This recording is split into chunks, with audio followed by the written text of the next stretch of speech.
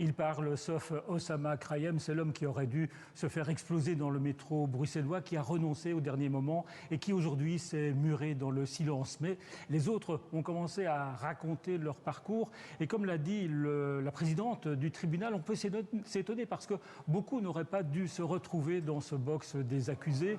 Certains avaient des familles apparemment heureuses, ils avaient un boulot, une petite amie parfois, et puis un jour, à un moment, ils ont basculé dans le djihadisme. Alors la présidente du tribunal a posé aujourd'hui la question essentielle. À quoi rime, quel est le sens de ces attentats qui ont été commis en Europe? Salah Abdeslam a déclaré que c'était la loi du talion, que c'était en quelque sorte une réponse aux bombardements qui ont été menés par la coalition internationale contre l'État islamique en Syrie et en Irak. Et un autre inculpé, Sofiane Ayari, qui a passé un an en Syrie, a déclaré que ces bombardements avaient provoqué chez lui une véritable haine, un sentiment d'injustice. En Europe, on compte ses morts, a-t-il déclaré. En Orient, on ne compte plus. Et il a ajouté qu'il n'allait pas mentir, cette haine, elle n'a pas disparu et aujourd'hui, il n'est pas un nouvel homme. Des propos pleins de sincérité, du moins